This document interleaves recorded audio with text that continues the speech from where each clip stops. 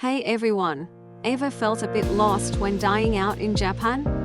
No worries, today I've got the perfect guide for you. By the way, I'm a born and raised Japanese.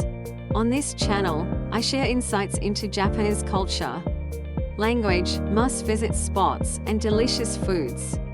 If that sounds interesting, don't forget to subscribe and hit that like button. Now, let's dive into today's topic. Phase 1. Entering etiquette. When you step into a Japanese restaurant, you'll typically be greeted by the staff with いらっしゃいませ or いらっしゃい this is their way of saying welcome. A friendly response would be こんにちは which means hello. It helps make your entrance smooth and polite. Phase 2.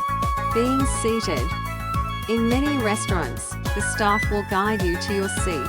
However, if you prefer to choose your own spot, it's a good idea to check with the staff first before sitting down. Phase 3. How to order. Many restaurants these days offer touch panel ordering systems. You can easily switch the interface to your preferred language right from the main screen.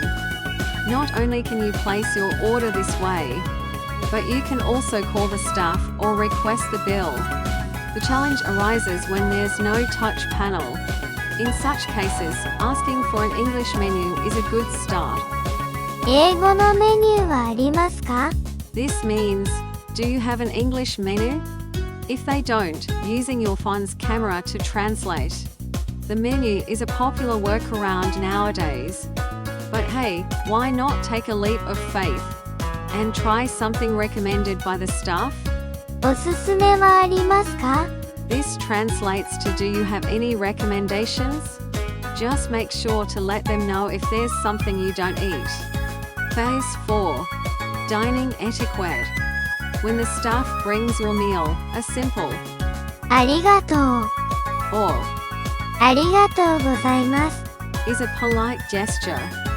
Well, thank you works too. Before starting your meal, it's customary to say いただきます and after finishing. ごちそうさまでした Both phrases express gratitude towards the chef and the ingredients used. If you enjoyed the meal, don't hesitate to say おいしい meaning, it's delicious. If you didn't quite like it, you might think, まずい but it's best to keep that to yourself and not say it out loud. Phase 5. How to pay. In Japanese restaurants, it's typical to pay at the counter. And here's a tip about tipping: it's not a thing in Japan. So no need to leave extra. But do watch out, as some places might have a service charge included. When you're ready to get the bill, you can simply say, お会計お願いします which translates to check, please. Or if you're curious about the total, ask, いくらですか meaning, how much? That'll get you squared away. These two phrases aren't just for restaurants, they're handy in any situation where you're making a payment. So remember them. Phase 6. Exiting the restaurant.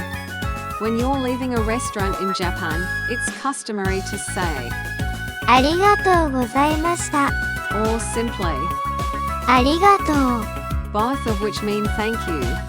Got that down? For an added touch, share your thoughts with, おいしかったです which translates to it was delicious. Phase 7. It's a nice way to show appreciation for the meal. Looking for a great place to eat, honestly. No matter where you are in the world, the methods are pretty much the same. Sure, online searches are handy, but can they always be trusted? The best tip: ask the locals, that never fails. So when you're wandering around, just ask, おいしいレストランを知っていますか do you know a good restaurant? Or if it's around noon, ランチのおいしいお店はありますか is there a good place for lunch?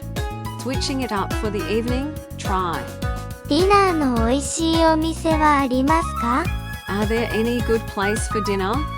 Simple, right? Most people tend to have breakfast at their hotels, so we'll skip that part. Today, we covered the basics of ordering in Japanese restaurants. Now you must be looking forward to your next dining experience in Japan. If there's anything else you want to know about Japanese culture or phrases, drop a comment below.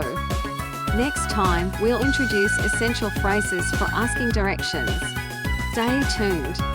またね。 Today's fun fact. Today, let's dive into a superstition about Japanese disposable chopsticks, known as 割り箸。 Ever seen those chopsticks that start off joined at the tip? Before you use them, you snap them apart in the middle. They're super hygienic and handy, so you'll often see them when dining out in Japan.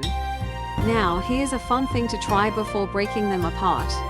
Hold them upright and twirl them in the air a few times. When you snap them, the side you're holding in your dominant hand represents how much you think about someone, while the other side shows how much they think about you. If it's an even break, it's mutual feelings.